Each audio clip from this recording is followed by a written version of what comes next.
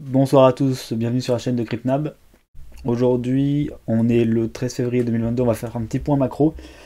Je pense que c'est important pour ce qui va se passer dans les prochains jours et certainement demain. Donc voilà, pour ceux qui ne le savent pas, en gros, il y a eu la sortie des taux d'inflation de l'année dernière. Et les taux US de 7,5% sont plus importants que attendu. Et la Fed, à première vue, devrait prendre la parole demain en conséquence de ces taux. Et ça risque d'annoncer que voilà, ils vont augmenter les taux tout de suite. Probablement au lieu de les étaler ou d'annoncer une hausse, mais un peu plus tardivement, courant mars à la base. Donc ça risque d'avoir une influence sur le marché en général et donc du coup sur les marchés crypto. On va voir comment on peut s'en sortir à ce niveau-là. Donc là j'ai mis voilà, les indices de l'ESP500. Donc voilà, il est haussier depuis le crack Covid. Cependant il est haussier, donc là on est en échelle weekly. On est haussier sur une big divergence, hein, donc on est en train de monter en haut constamment.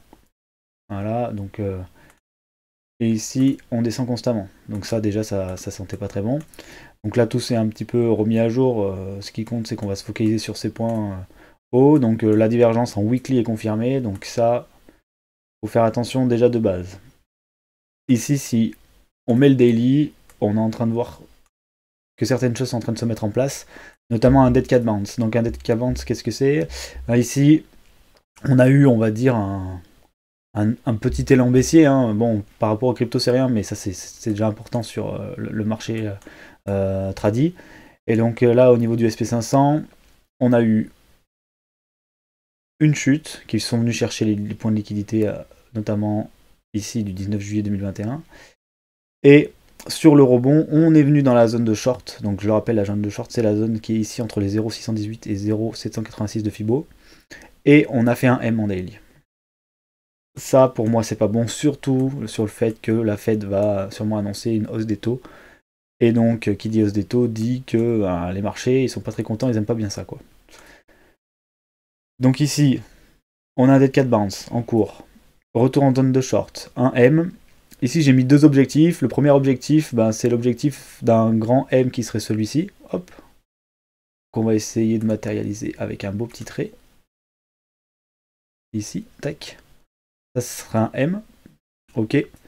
Donc ce M, il nous conduirait vers un objectif dans la zone violette entre les 3854 et les 3626 points. Donc proche du premier arrêt qui est à 3815 points. D'accord.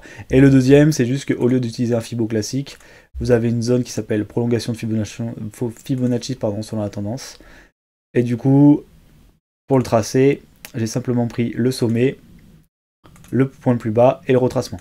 Et voilà, on arrive bien sur cette zone entre 3999 points et 3630 points. Et on voit que voilà, le retracement de 2 du M ou celui-là avec les 1618, ils correspondent pile poil. Donc on a plusieurs façons de calculer une target qui donne voilà, des points de concomitance. Et du coup, voilà, on s'attend, enfin moi je m'attends du coup à un retour au moins sur le premier arrêt du SP500.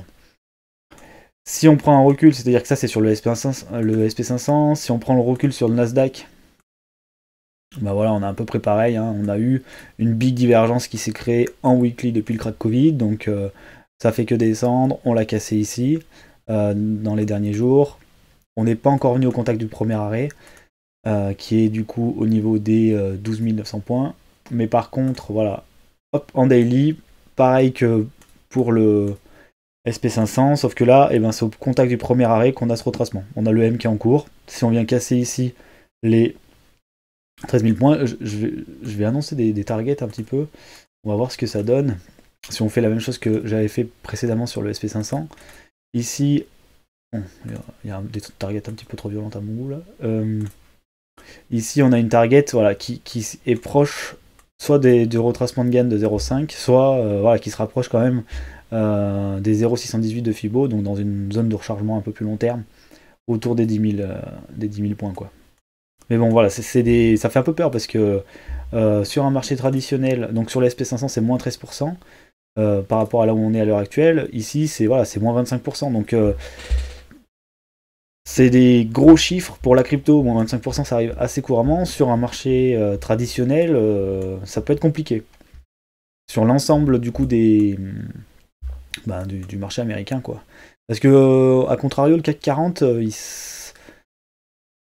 pas qu'il se porte pas si mal, mais lui, il a pas formé de M déjà en daily, en fait. Sur le weekly, on voit la même chose que sur le SP500, etc.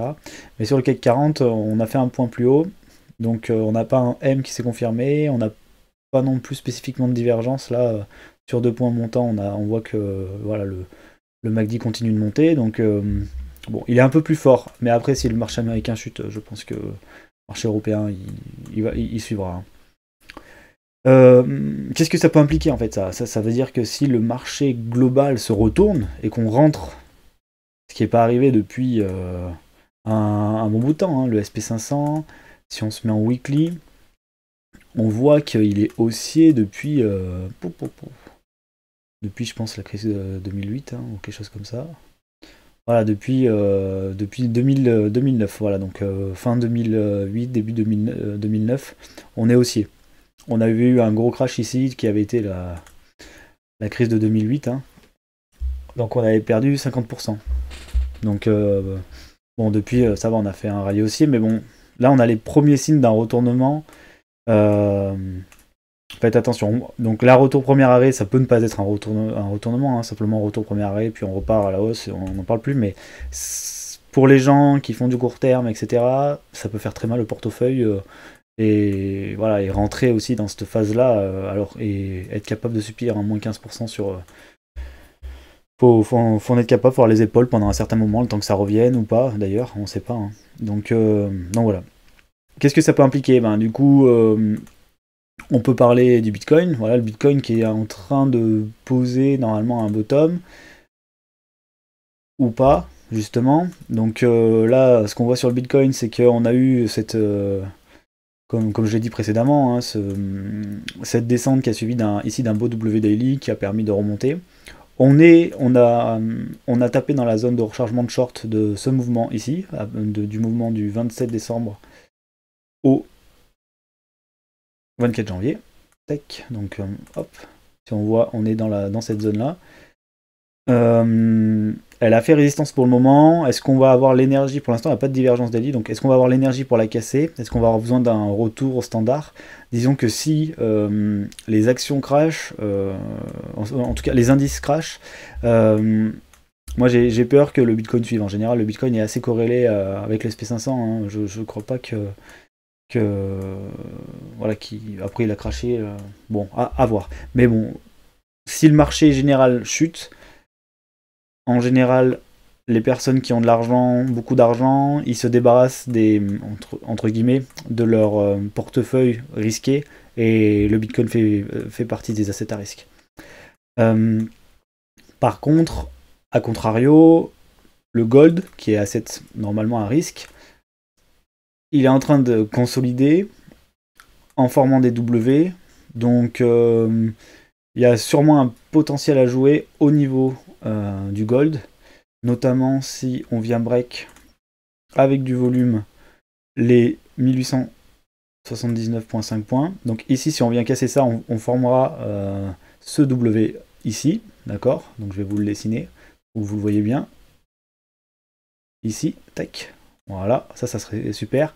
Et surtout, si on vient casser derrière les 1919 points, alors ici, on fera ce big W, et ça annonce que du bon pour le gold, hein. Je pense qu'on a pareil sur le silver et sur certains métaux, donc c'est possible que si les marchés s'écroulent un peu, que les gros portefeuilles se tournent vers les assets comme le gold pour continuer à faire des profits, alors que les marchés en général se cassent la binette, quoi. Donc faudra rester prudent, faudra attendre demain. Surtout voir si la Fed annonce une hausse des taux qui était prévue, hein, attention, qui était prévue plus tard, hein.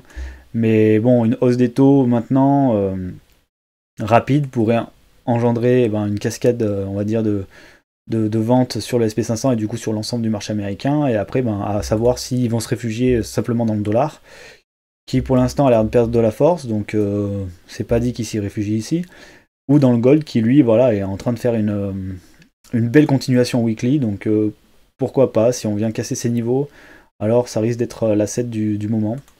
Et quant au Bitcoin, il faudra voir, parce que c'est vrai on a subi pas mal de corrections, on a eu des divergences qui se sont formées en daily, on était en train de rebondir, donc est-ce qu'ils vont vouloir montrer que regardez le Bitcoin, tout s'écroule mais le Bitcoin est fort, etc.